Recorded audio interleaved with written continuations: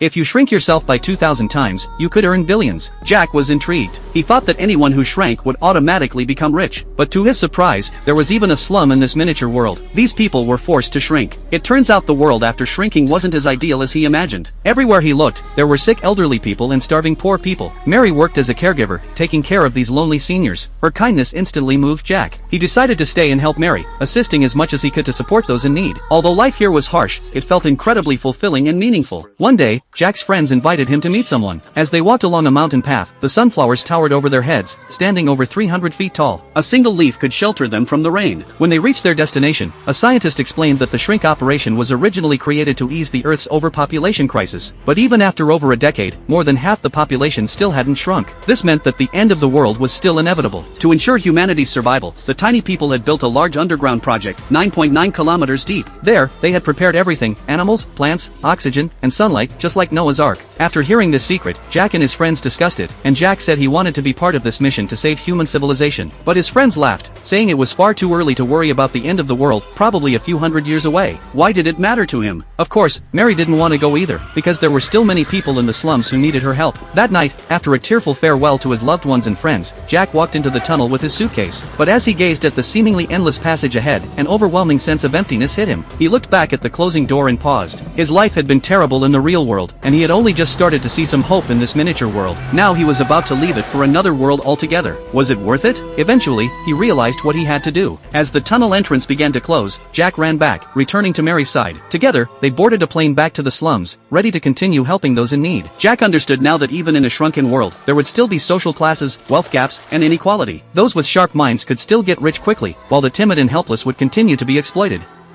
Covered with seaweed, and the nearby embers suggested a fire had just been burning. The shells were neatly arranged, almost as though they were utensils for a meal. On the beach, she discovered 2 rows of small footprints, but the tide quickly washed them away. A little boy was digging in the grass, completely unaware he was being watched. Janie, hearing a shout, ran off like a moving mosaic. The girl chased after him, but Jamie ran too far and plunged into the sea. Concerned for her brother, the girl ran to the shore, only to see Jamie floating away in a small boat. Her cousin came to meet her, and she told him she had seen the missing Jamie and dreamt of a stunning young woman. Her cousin, however, explained that the island had spirits and that what she saw might have been a dream. He warned her not to tell her grandfather, as he was superstitious. Reluctantly, she agreed to keep it quiet. On a foggy day, her grandfather and cousin went out to fish for mackerel. The girl begged to accompany them to Ron Island to search for her brother, but her grandfather gently refused. As she reluctantly turned away, she seemed to forget the lunch her grandmother had made for her grandfather. Just then, the cry of a seagull echoed above her. Looking down, she saw a small boat pushed back to shore by a seal. She climbed into the boat, untied the ladder, and the seal helped her drift toward Ron Island.